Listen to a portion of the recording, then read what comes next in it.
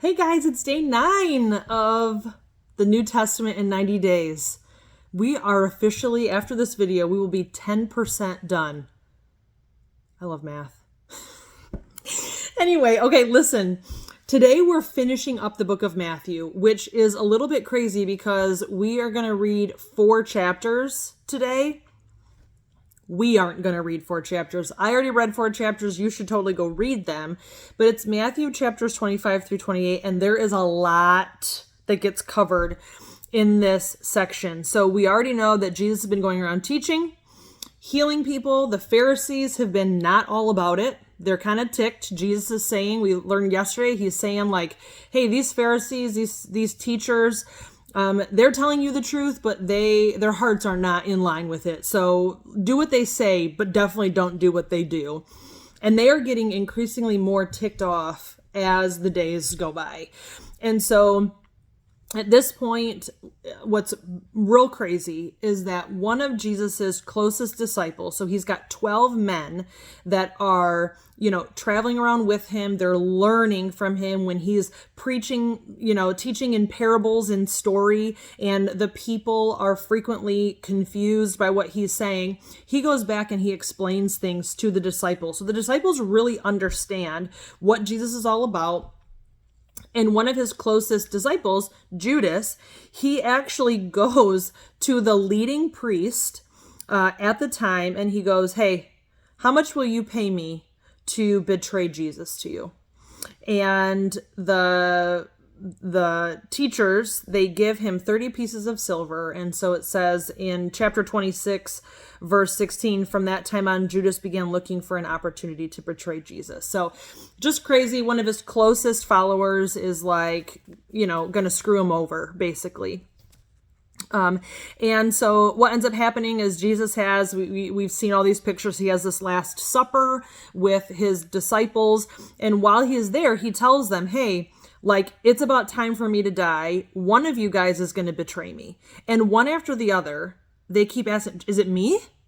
Is it me? Is it me? And then this is what's completely insane to me. Judas actually asks Jesus, Rabbi, am I the one? Now, I don't know, because you don't know. That's all it says, okay? And then Jesus told him, you've said it. So Jesus basically saying, yep, you're the one, okay?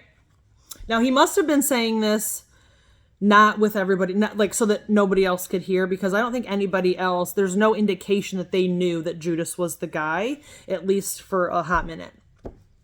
And so I just don't understand. I guess that was one thing that stuck out to me, and I don't have a good explanation for this.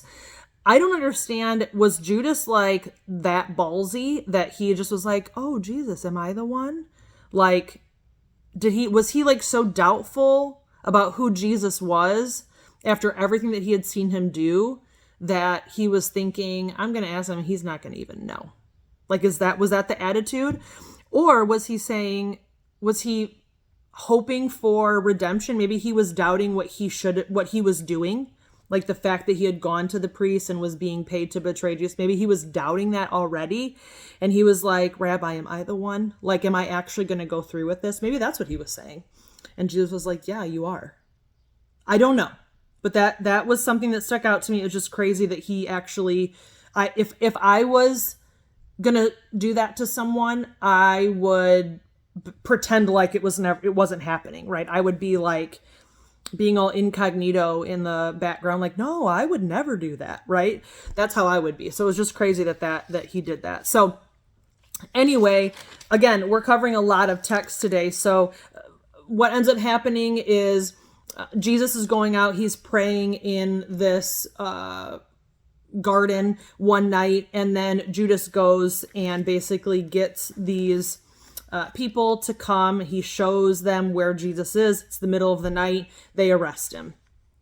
They give him some real hokey trial that is not legit.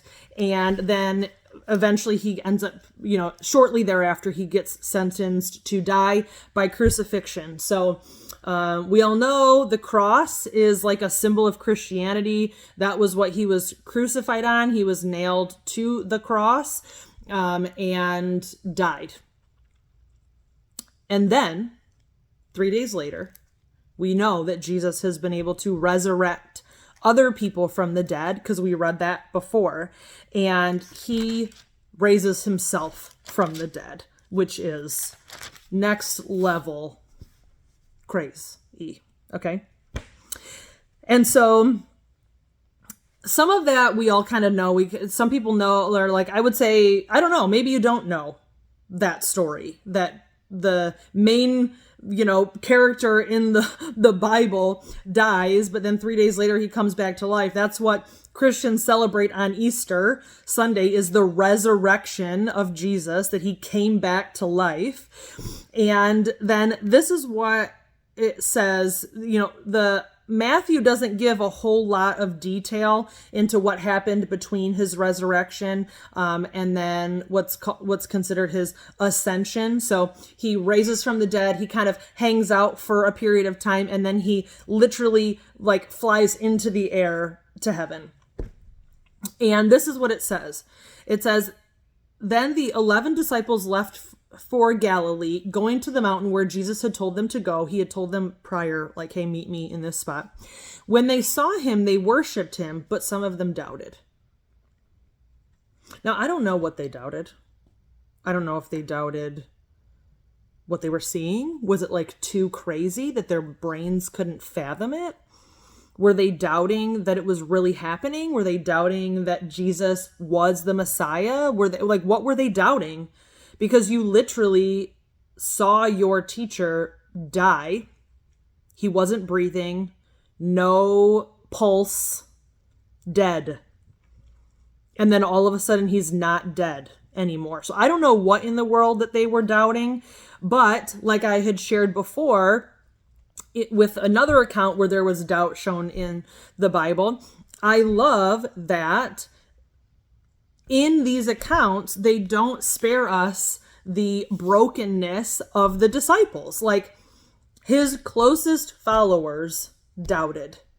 And that gives me a lot of peace and a lot of hope. So if you're somebody that's I can't be a Christian unless I have every single one of my questions answered, and I know 100% that this is the truth, you're not even in good company with his closest disciples, the ones that actually walked the earth with him. Even they had doubts.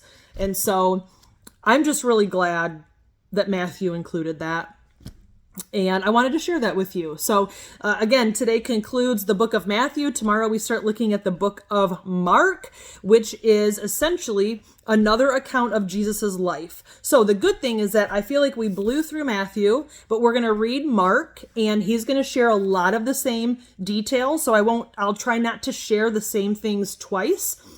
But we will hopefully get a little fuller picture of Jesus's life by going through the book of Mark next. So that's it for today. If you have any questions, leave a comment, shoot me a private message. And if I don't hear from you today, I will see you tomorrow.